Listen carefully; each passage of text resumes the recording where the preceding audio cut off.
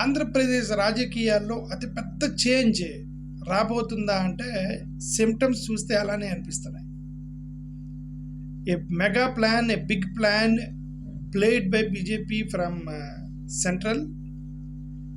Modi and Amit Shah గారి యొక్క ఆధ్వర్యంలో ఆంధ్రప్రదేశ్లో బీజేపీని బలంగా నాటడానికి, బీజేపీని బలంగా బలపరచడానికి, బీజేపీని స్ట్రాంగ్గా తీసుకెళ్ళటానికి మోడీ అండ్ షా ఒక పెద్ద ప్రణాళికతో వస్తున్నారు అనేది పక్కా ఒకటైతే అర్థమవుతుంది. ఓకే, అది ఎలా వస్తున్నారు అనే దానికి కూడా కొన్ని సిగ్నల్స్, సిమ్టమ్స్ అందాయి. అది పక్కాగా అంటే ఒక న్యూస్ ఛానల్ అతను రాసిన ప్రకారం ఏంటి అంటే, పవన్ కళ్యాణ్తో వాళ్ళు ఆల్రెడీ చర్చించారు. ఇంకా బీజేపీ, తెలుగుదేశం, జనసేన కలిసి ఉన్నాయి. 3 ఎలయన్స్లో ఉన్నాయి. 3 కలిసి వాళ్ళు ప్రభుత్వాన్ని రన్ చేస్తున్నారు. 3 కలిసి ప్రభుత్వాన్ని రన్ చేస్తున్న 3 ఎలయన్స్ కలిసి ఉన్నప్పటికీ కూడా 3 పార్టీలు కూడా బలపడాలని ట్రై చేస్తున్నాయి. తెలుగుదేశం ఒక పక్క వాళ్ళు స్ట్రాంగ్ అవ్వాలని ట్రై చేస్తున్నారు. నిజం మాట్లాడితే తెలుగుదేశానికి ఇప్పుడు బీజేపీ, జనసేన సపోర్ట్ లేకుండా సీట్లు ఉన్నాయి. ప్రభుత్వానికి డోకా లేదు. బీజేపీ, జనసేన వాళ్ళు మద్దతు ఉపసంహరించుకున్నా సరే టీడీపీ ప్రభుత్వం ఎక్కడికి పోదు. ఎందుకంటే వాళ్ళు ఎమ్మెల్యేలు సఫిషియెంట్ ఉన్నారు. ప్రభుత్వాన్ని నడపగలిగే కెపాసిటీ ఉంది. కానీ ఎలక్షన్కి వెళ్తే వీళ్ళు లేకుండా వాళ్ళకి అంత ఓట్ షేర్ పడుతుందా అనేదాని ఒక క్వశ్చన్ మార్క్. ఓకే, మొత్తం 56% ఓట్ షేర్ వచ్చింది. ఈ 56%లో మరి ఒక 6% పవన్ కళ్యాణ్ ఉండిద్ది. ఆ బీజేపీ వెళ్తే 1%, 2% ఉందనుకోండి. ఒక 7-8% పడిపోతే ఆ లెస్ దాన్ 40% పడిపోతారు. వాళ్ళు లెస్ దాన్ 50% పడిపోతారు. ఇంకా లెస్ దాన్ 50% పడిపోతే ఇంకా రిస్కే కదా. మోర్ దాన్ 50 అయితే 1 ఓకే, రిస్కే. అవతల మరి వైసీపీకి ఆల్రెడీ 40 వరకు వచ్చాయి, 40% వరకు వచ్చాయి వైసీపీకి. మరి వాళ్ళు కొద్దిగా ఏమైనా పికప్ చేసుకున్నా సరే అది టఫ్ కాంపిటీషన్ అయిపోయింది. ఏదేమైనా సరే ఇప్పుడు టీడీపీ బలపడాలి, బీజేపీని, జనసేనని కాదని బలపడాలి టీడీపీ. అప్పుడే టీడీపీ నిలదొక్కగలుగుతుంది. ఇప్పుడు టీడీపీని కాదని జనసేన బలపడాలి, బీజేపీని కాదని, టీడీపీని కాదని జనసేన బలపడాలి. జనసేన బలపడాలి అని అంటే వాళ్ళ ప్లాన్లో అతను ఉన్నాడు. ఈ రెండింటిని అడ్డం పెట్టుకొని బీజేపీ బలపడాలి. కాబట్టి పవన్ కళ్యాణ్తో వాళ్ళు చర్చించినట్టుగా తెలుస్తుంది. అక్కడ న్యూస్ ప్రకారం కేంద్రంలో వాళ్ళు పవన్ కళ్యాణ్తో చర్చించారు. ఆ చర్చల సారాంశం ఏంటంటే, చిరంజీవిని బీజేపీలోకి తీసుకొని కేంద్ర మంత్రిగా పంపించి, లేదంటే రాజ్యసభకు పంపించి చిరంజీవి గారిని తనని బీజేపీలోకి తీసుకెళ్ళి అక్కడ చిరంజీవి గారి బీజేపీలో, ఇక్కడ జనసేనలో పవన్ కళ్యాణ్ వీళ్ళిద్దరు కలిసి బీజేపీని, జనసేనని బలోపేతం చేయాలి. ఇప్పుడు బలోపేతం చేయాలి అని అంటే ఎక్కడి నుంచి బలోపేతం చేయాలి అనేది కూడా క్వశ్చన్ మార్క్ వచ్చింది. ఎవరి దగ్గర నుంచి వాళ్ళు ఓట్లు చీల్చడానికి ప్రయత్నం చేయాలి? తెలుగుదేశం నుంచి చీలుస్తారా, వైఎస్ఆర్సీపీ నుంచి చీలుస్తారా అని అంటే పక్కాగా వైఎస్ఆర్సీపీ నుంచి చీల్చలేరు. చిరంజీవి, పవన్ కళ్యాణ్ ఇద్దరు కలిసినా కూడా వైఎస్ఆర్సీపీ నుంచి ఒక ఓటు తీసుకెళ్ళలేరు. ఎందుకంటే వైఎస్ఆర్సీపీకి ఎవరైతే ఉన్నారో రాజశేఖర రెడ్డి గారి అభిమానులు, మైనారిటీలు, ఎస్సీ ఎస్టీలు, ఈ యొక్క డౌన్ ట్రేడ్ అండ్ పేదలకు సంబంధించినటువంటి ఆ క్లస్టర్ ఏదైతే ఉందో అది జగన్ వైపు ఉన్నారు వాళ్ళంతా. ఆ 40% ఏదైతే జగన్కి వచ్చిందో ఇంకా అది పక్క ఫిక్స్డ్ 40%. అక్కడి నుంచి ఇంకా అంతకంటే డ్యామేజ్ చేయలేరు జగన్మోహన్ రెడ్డిని. అక్కడి నుంచి తను బలపడగలేక తప్ప అక్కడి నుంచి డ్యామేజ్ చేయటం అంటే జరగదు. వైఎస్ఆర్సీపీని డ్యామేజ్ చేయలేరు.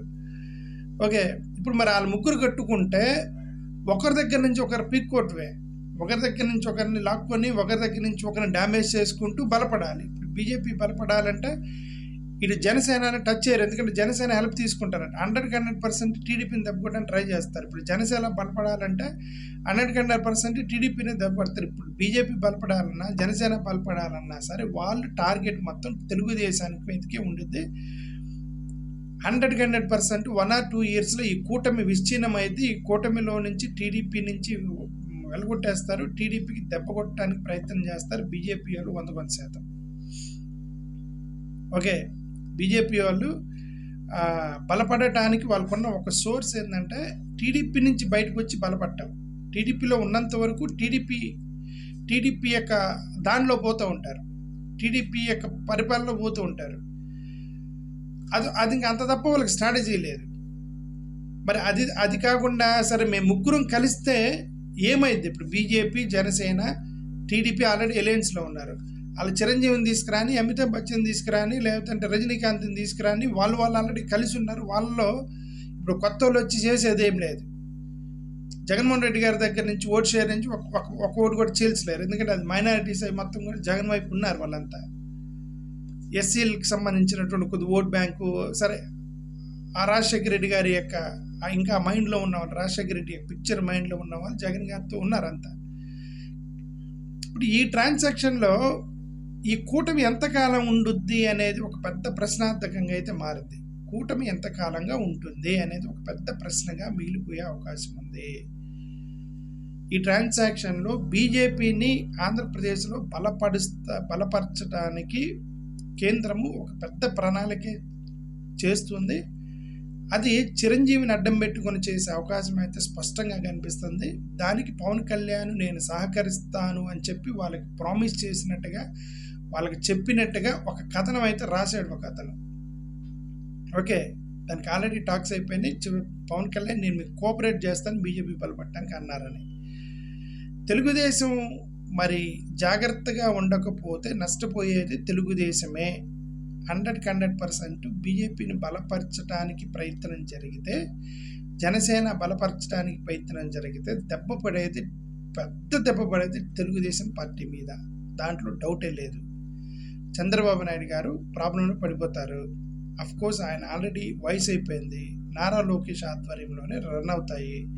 మరి నారా లోకేష్ టీడీపీని ఎంతవరకు పుల్ చేయగలడు, ఎంతవరకు లాక్కలడు అనే దాన్ని మనం చూడాలి, భవిష్యత్తులో చూడాలి. ఓకే, అయితే అతను పరిణితిని అయితే చెందాడు. నారా లోకేష్లో కొద్ది పరిణితి అయితే వచ్చింది. గతంలో అంతలాగా అమాయకంగా అయితే లేడు. ఓకే, ఇప్పుడైతే తన కెపాసిటీగా చేయగలడం కెపాసిటీ ఉంది. కానీ పార్టీని నడిపించి ఒక పక్క జగన్మోహన్ రెడ్డిని, ఒక పక్క జనసేనని, బీజేపీని కలిపి ఎదుర్కోగలడా నారా లోకేష్ అనేది ఒక పెద్ద క్వశ్చన్ మార్క్ ఉంది. దాన్ని ఏం జరిగిద్ది అనేది మనం భవిష్యత్తులో చూడాలి.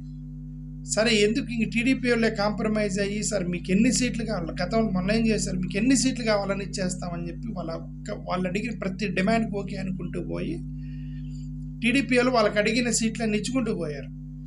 మరి ఇప్పుడు ఈసారి కూడా ఓకే, బీజేపీకి మీకు 20 సీట్లు ఇస్తాము, జనసేనకి 20 ఇస్తాము, 50-50 ఇస్తాము, మాకు 20 చాలు అని చెప్పి దీనస్థితిలోకి తెలుగుదేశం వెళ్తారా లేదనేది భవిష్యత్తులో చూడాలి. ఓకే, వాళ్ళు ఇప్పుడు ఈ యొక్క కూటమి నుంచి బయటకు వచ్చేస్తే మేము దెబ్బతింటాము అనేటువంటి ఆలోచనలు పడ్డారంటే టీడీపీ వాళ్ళు కాంప్రమైజ్ అయ్యారనుకోండి,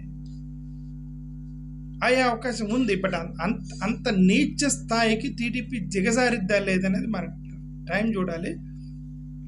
జగన్మోహన్ రెడ్డి గారి లాగా ఓడిపోయినా సరే నేను సింగిల్గా వస్తాను, నాకు ఎవరితో సంబంధం లేదు అన్నట్టుగా ఇప్పుడు లోకేష్ కూడా అనుకుంటే తప్ప, ఆ అనుకుని ధైర్యం చేస్తేనే ఉంటే ఉండు, వెళ్ళిపోతే వెళ్ళిపో అని చెప్పేసి జనసేనని, బీజేపీని బయటకు నెట్టేయగలరు. ఇది తప్ప వేరే మార్గం కనపట్టలేదు. కాబట్టి రాజకీయం ఏ విధంగా మారబోతుంది అనేది చూద్దాము. Let us wait and see what's going to happen in Andhra Pradesh politics. But changes definitely will take place very soon అని అనిపిస్తుంది, through Chiranjeevi and played by BJP. Thank you.